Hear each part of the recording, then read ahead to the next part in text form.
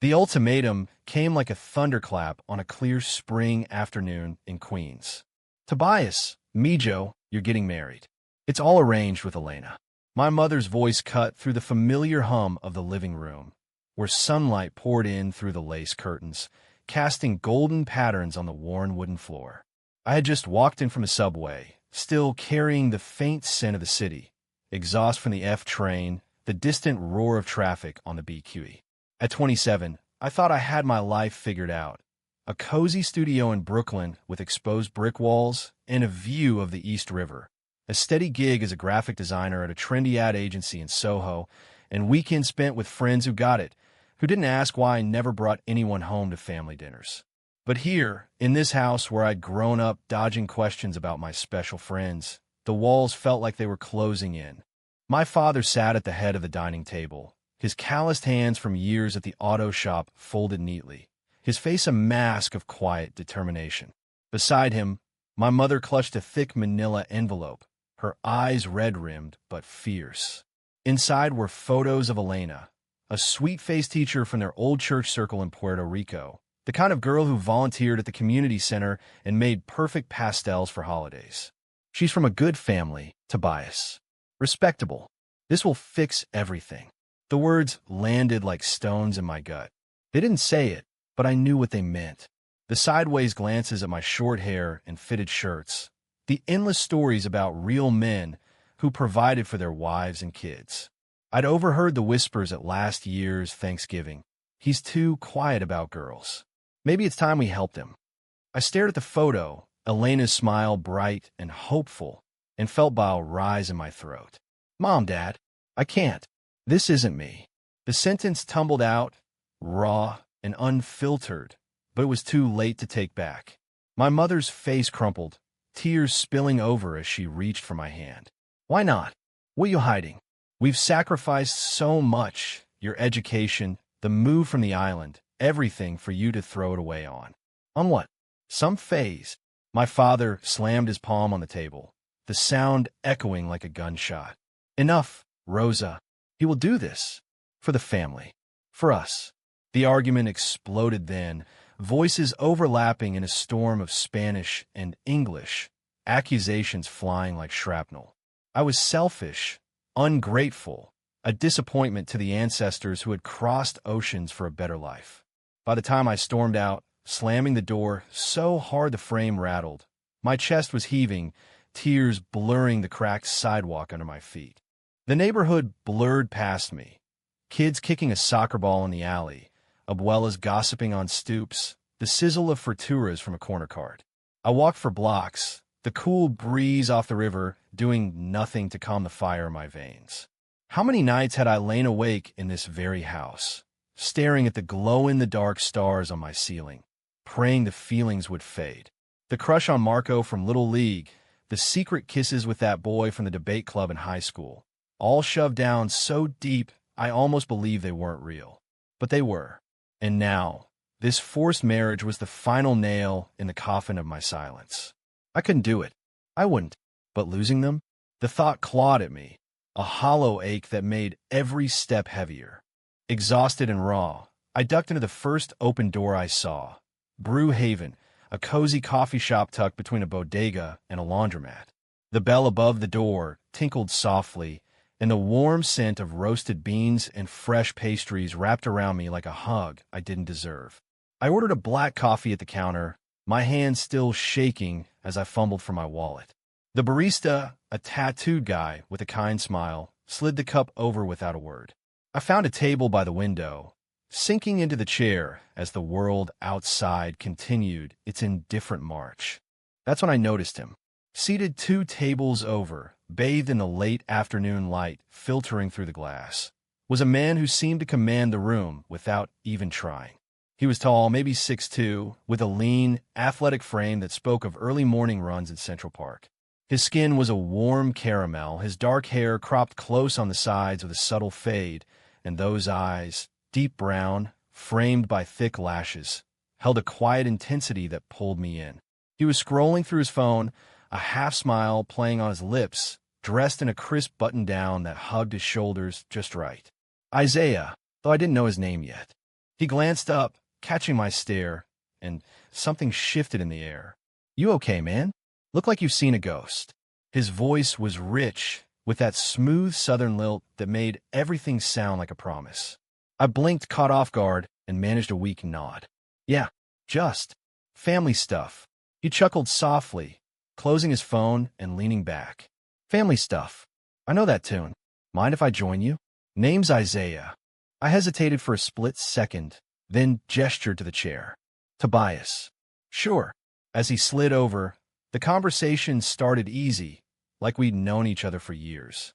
He was a civil rights lawyer downtown, fresh off a big case defending trans kids in foster care. "It's exhausting sometimes," he admitted, stirring his espresso, "but worth it. People deserve to live without the weight of other people's judgments." His words hit like a mirror to my soul. We talked about everything and nothing. The best tacos in the city. He swore by a spot in Bushwick. The chaos of the subway at rush hour. The way New York could make you feel both alive and invisible. For the first time that day, the knot in my chest loosened. Hours slipped by as the shop emptied, the barista flipping the sign to closed. Isaiah checked his watch with a reluctant sigh. "Gotta run, but this was good. Text me sometime." He scribbled his number on a napkin, his handwriting bold and confident. I pocketed it, watching him go, the doors swinging shut behind him. Outside, the city lights were flickering on, and for a moment, the weight of the ultimatum felt a little lighter. But deep down, I knew this was just the beginning. Isaiah had walked into my storm, and nothing would ever be the same. The next morning, the hangover from the confrontation wasn't just in my head, it was in my bones. I woke up in my Brooklyn apartment to the blare of my alarm, the sunlight slanting through the blinds like accusatory fingers.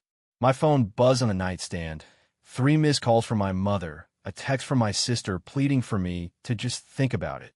I ignored them all, rolling out of bed and into the shower, letting the scalding water wash away the remnants of yesterday's tears.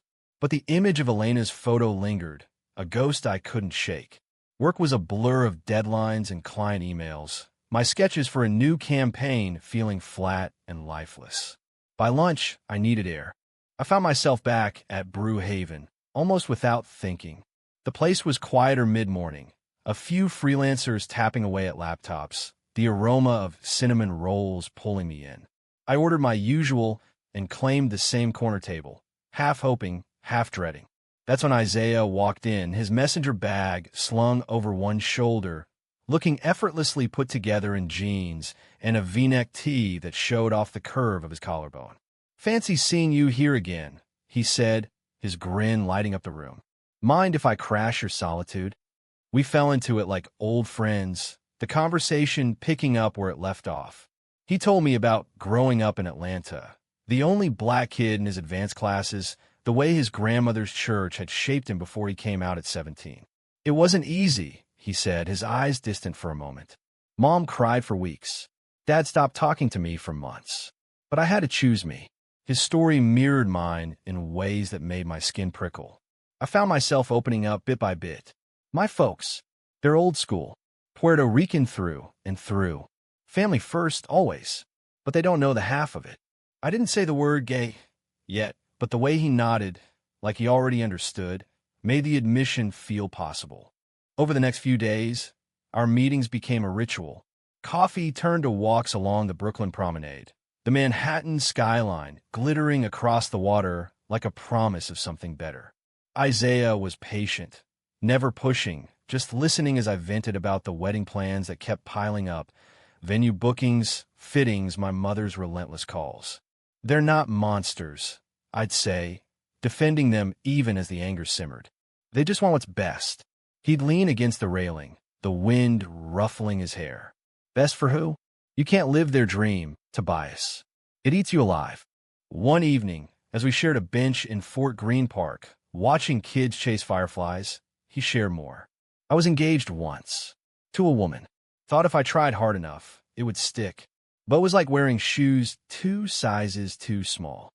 His laugh was self-deprecating, but his eyes held a quiet pain. I felt seen in that moment, the walls I'd built cracking just a little. I've never I mean, I've dated guys, but nothing serious. Too scared of what it would mean for them. The word slipped out, and he didn't flinch. Instead, he placed a hand on my shoulder, warm and steady. You're braver than you think.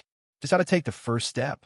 That night, back in my apartment, I stared at the napkin with his number, my thumb hovering over the call button. The family group chat was blowing up with wedding mood boards and venue options. My sister's message, Elena seems nice, bro. Get a chance. I deleted it, my heart racing. Isaiah texted first. Hey, that walk was nice. Dinner tomorrow? My treat. I replied, yes, before I could overthink it. As I lay in bed, the city humming outside my window, a flicker of hope stirred. Maybe, just maybe, there was a way out of this cage. But the road ahead was fraught with shadows I wasn't ready to face. The following week blurred into a haze of stolen moments. We met at a hole-in-the-wall taqueria in Williamsburg, where the carnitas melted in your mouth and the salsa burned just right. Isaiah laughed at my attempts to order in broken Spanish, his eyes crinkling in that way that made my pulse quicken. You're cute when you're flustered, he teased, and I felt heat rise to my cheeks. It was innocent, but it lingered. Back at his place, a sleek loft in Bed-Stuy with floor-to-ceiling windows and shelves groaning under law books. We watched a documentary on Stonewall, the room filled with the soft glow of the TV. This is why I do what I do, he murmured during a quiet scene. For the ones who came before, for the ones still fighting. I left that night with a scent on my jacket, a mix of sandalwood and something uniquely him. At home, I scrolled through old photos on my phone. Me at family barbecues, smiling for the camera while my mind wandered to the boys I couldn't touch. The guilt was a constant companion, but Isaiah's words echoed. Choose you. For the first time, it felt like a choice I could make. Little did I know, the cracks in my foundation were about to widen into a chasm. The dinner with Isaiah shifted something fundamental in me, like a key turning in a lock I'd forgotten existed.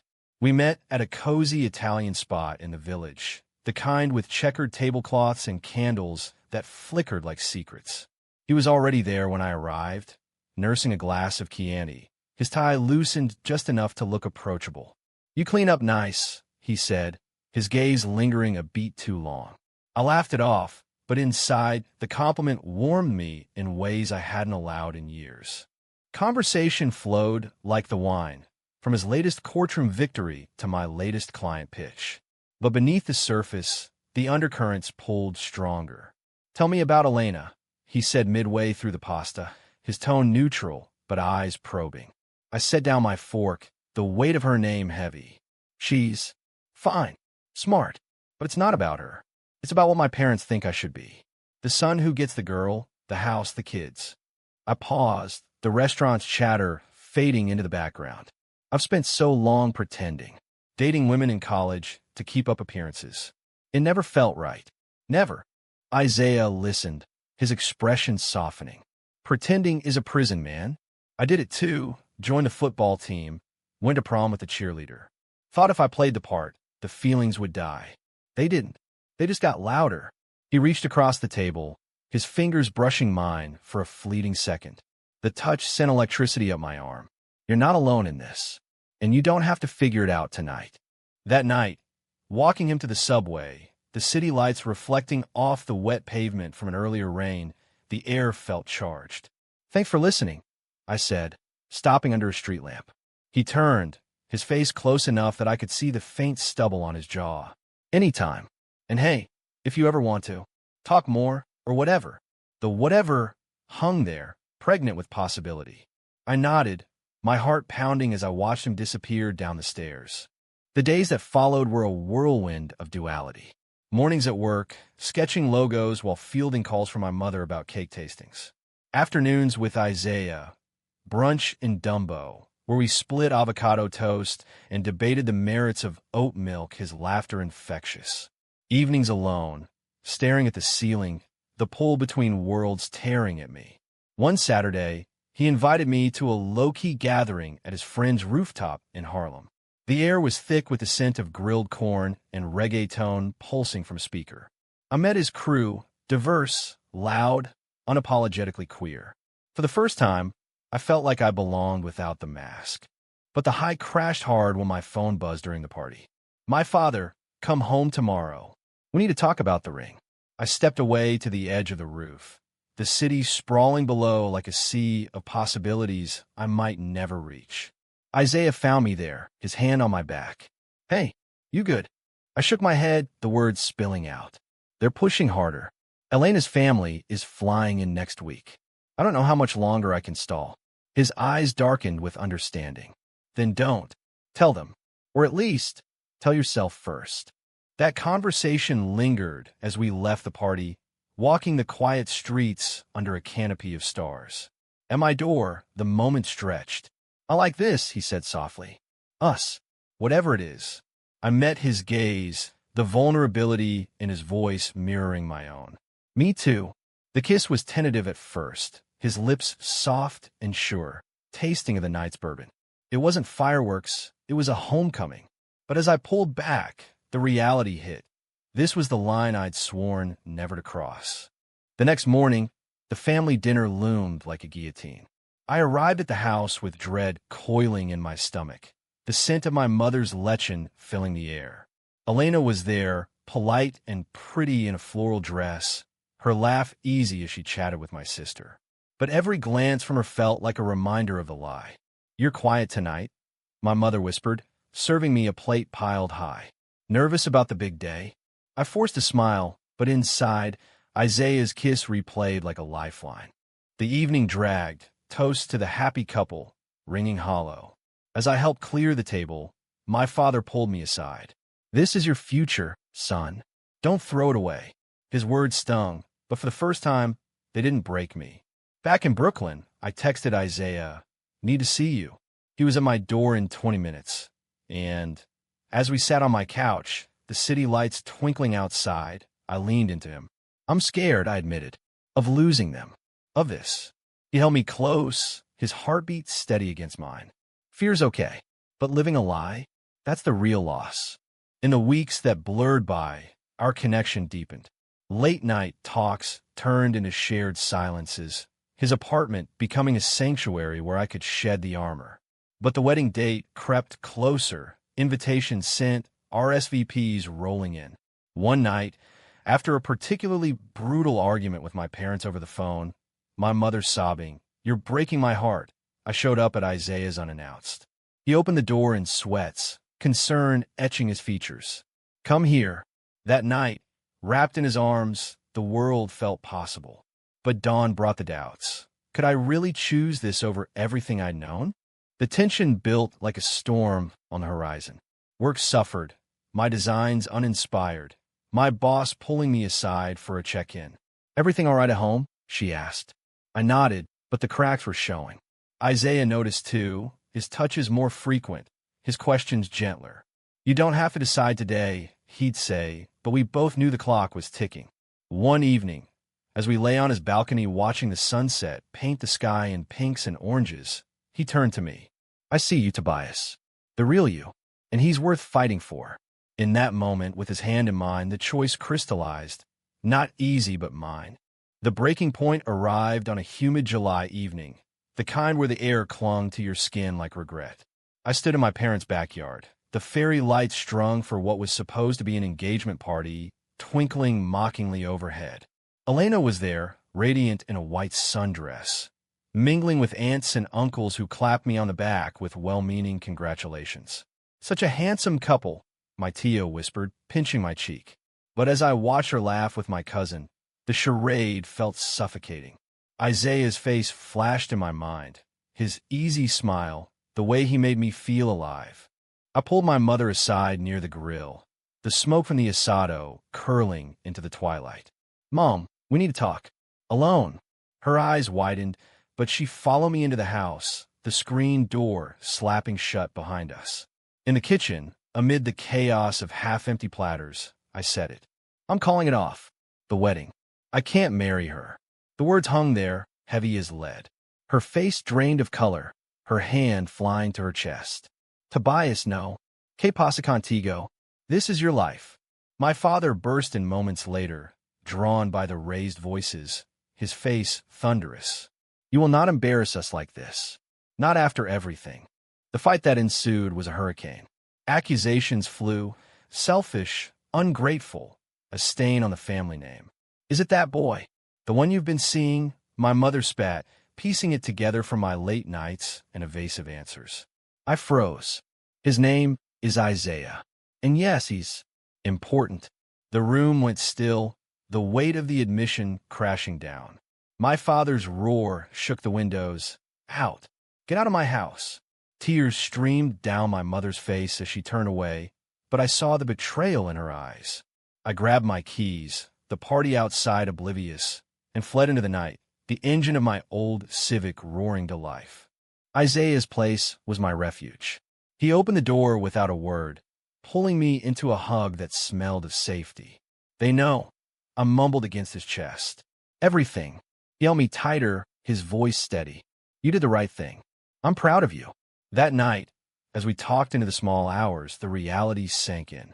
My phone buzzed relentlessly. Texts from relatives, voicemails from my sister begging me to fix this. I silenced it, but the ache remained. The next morning, the disownment was official. A certified letter in my mailbox, cutting off the small trust fund they'd set aside, the family photos removed from social media. You're dead to us, my father's scrawled note read. Work became my anchor, but even there, the fallout rippled. Clients sensed my distraction, and a big project slipped through my fingers. Isaiah was my rock, cooking meals in his kitchen, dragging me to therapy sessions he'd found through a friend. This is grief, the counselor said gently, for the family you thought you had. But the nights were the hardest, waking to phantom calls, scrolling old photos until dawn. I sacrificed everything. I'd whisper to Isaiah in the dark. He'd kiss my forehead. You gained yourself. Yet, the path wasn't linear. A week later, Elena called, her voice trembling. I knew something was off. But your mom, she made it sound like you were confused. We met for coffee, neutral ground, and the conversation was raw. I'm sorry, I said. It was never about you. She nodded, tears in her eyes. I hope you find what makes you happy. It was a small mercy in the storm. Isaiah and I grew closer in the chaos, our bond forged in fire. One weekend, we escaped to the Catskills, renting a cabin where the pines whispered secrets. By the lake, under a blanket of stars, he said the words I'd been waiting for. I love you, Tobias. Not despite the mess, but because of it. I kissed him then, the water lapping at our feet, the world fading. But back in the city, the isolation gnawed. My sister texted once, Mom's not eating. Dad's angry all the time. The guilt was a vice, but Isaiah reminded me, you can't save them from their own fears. The turning point came at a community event Isaiah organized, a fundraiser for LGBTQ youth. As I stood on stage, mic in hand, sharing my story for the first time, the applause washed over me like absolution. I was forced to choose, I said, my voice steady. And I chose truth. Isaiah's eyes met mine from the crowd, pride shining bright. But as we left, hand in hand, a familiar voice called out. My mother, standing at the edge of the venue, her face a mask of exhaustion. Tobias. The reunion was tentative, tears and accusations mingling. I don't understand, but I miss you. It wasn't forgiveness, but it was a crack in the wall. In the months that followed, the healing was slow. Family dinners resumed, awkward and stilted, but present. Isaiah joined one, his charm disarming even my father's gruffness. He's good for you, my mother admitted later, over the phone. The road to acceptance stretched ahead, paved with hard conversations and small victories. But through it all, Isaiah was my constant, his love a beacon in the uncertainty. We'd made it this far. The rest? We'd figure out together. The fragile peace with my family shattered like glass under pressure one crisp October evening. Isaiah and I were at his loft, the city lights a glittering backdrop to our quiet dinner. Pasta carbonara he perfected over the summer. My phone rang mid-bite. My sister, her voice frantic. Tobias, it's Dad. He had a heart scare. He's in the hospital. The world tilted. I grabbed my keys, Isaiah right behind me. I'm coming too. At the Queen's Hospital, the fluorescent lights buzzed overhead like judgment. My mother sat in the waiting room, her rosary beads clicking between her fingers, eyes hollow. "He asked for you," she whispered as I approached. My father lay in the bed, monitors beeping steadily, his face pale, but eyes sharp when they landed on me. "Mijo." The word cracked something open. Isaiah waited outside, giving us space, but his presence was a quiet anchor. The conversation that followed was a minefield. "I was wrong," my father rasped, his voice weak from the oxygen mask. "About a lot. But this life you're choosing, it's hard. For us." I squeezed his hand, tears blurring the edges. "It's hard for me too, Dad. But it's mine." My mother hovered, her silence heavier than words. As the doctors cleared him for discharge the next day, the family gathered at the house, the air thick with unspoken regrets. Isaiah joined for the first time, his hand in mine under the table. "Thank you for coming," my mother said stiffly, but her eyes softened when he helped with the dishes. But the harmony was short-lived. A week later, at a family barbecue, the old tensions resurfaced. My uncle, emboldened by beer, cornered me in the garage. "You think this is normal? Parading that man around? What about the kids?" The words stung, dredging up the shame I'd buried. I snapped back, "It's my life, T.O., not yours." The argument spilled into the yard, voices rising until Isaiah stepped in, calm but firm. "We're here to support Tobias, not judge him." My father watched from his chair, silent, but the damage was done. That night, driving home, Isaiah was quiet. "You okay?" I asked. He nodded, but I sensed the strain. The misunderstanding hit like a freight train 2 weeks later. I came home from a late meeting to find Isaiah on the couch, his laptop open to an email chain. "What's this?" I asked, peering over. It was from his ex, a woman he'd dated years ago, now reaching out about old times. "It's nothing," he said quickly, closing the tab. But the doubt crept in, fueled by my insecurities. "You sure? After everything?" The fight escalated, accusations flying. Me feeling exposed, him defensive. "I chose you, Tobias." Every day. He stormed out, the door clicking shut with finality. The days without him were a void. I threw myself into work, designing a campaign for a mental health nonprofit, the irony not lost on me. My mother called, sensing the rift. "Come over. We miss you." At the house, over cafecito, she surprised me. "You're Isaiah. He's good. Strong. Like you." It was the first time she'd said his name without hesitation. But the ache for him persisted. I texted, "I was wrong. Can we talk?" He showed up at my door that night, rain-soaked and resolute. "I love you. No ex, no one else. Just us." We talked until sunrise, peeling back layers, the betrayal from his past, my fear of abandonment. "We're in this together," he said, pulling me close. The reconciliation was tender, a reaffirmation forged in vulnerability. As winter approached, the sacrifices mounted. I turned down a promotion that would mean more travel, choosing instead to stay close for family therapy sessions my mother had suggested. Isaiah supported it all, his quiet strength a balm. One snowy evening, we hosted a small gathering at his place. My sister, a few friends, the air filled with laughter and the scent of spiced cider. "This feels right," my sister whispered to me. For the first time, the pieces fit. But the final test came during the holidays. My father invited us to Noche Buena, the table groaning with traditional dishes. As we sat, Isaiah across from me, the toast flowed. "To family," my father said, raising his glass, his eyes meeting mine. "All of it." The acceptance wasn't perfect, but it was real. In the quiet after, Isaiah and I walked the snowy streets, hands linked. "We made it," he said. The journey had cost us pieces, but the wholeness we found was worth every scar. Spring bloomed in New York like a second chance. Cherry blossoms dusting the sidewalks as Isaiah and I navigated the final stretches of our new normal. The therapy sessions with my family had become a ritual, awkward at first, then honest.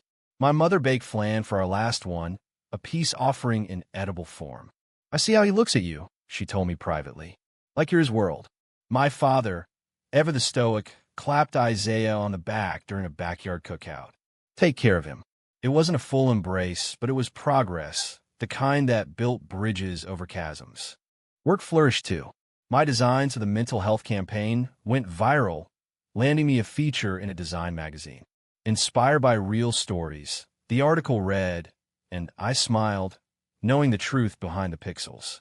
Isaiah's firm promoted him to partner. His case is now including more pro bono work for queer families. We're changing things, he'd say over morning coffee, his hand finding mine across the table. Our life together settled into a rhythm of quiet joys. Sunday brunches in Prospect Park, where we'd people watch and dream aloud. Weekends in the Hudson Valley, hiking trails that mirrored the paths we'd walked emotionally. One golden afternoon on Bear Mountain, as the sun dipped low, Isaiah dropped to one knee amid the wildflowers. "Tobias, will you marry me? For real this time." The ring was simple, a band of titanium etched with our initials. I said yes through tears, the wind carrying our laughter down the slopes. The wedding was small, intimate, a rooftop ceremony in Brooklyn with string lights and our chosen family. My parents were there, my mother dabbing her eyes as she walked me down the makeshift aisle. "I'm proud of you," she whispered. My father shook Isaiah's hand, the gesture heavy with meaning. Elena sent a card, wishing us well. As we exchanged vows under the open sky, the city pulsing below, I felt the full circle, from the forced path to this chosen one. But life has always had its echoes. A call from a distant cousin stirred old wounds, questioning our lifestyle. We handled it together, stronger for the scars. In the end, the journey had taught us that love wasn't the absence of pain, but the courage to face it. Looking back, I often wonder, is family love truly unconditional, or does it demand we fit their mold? True or false?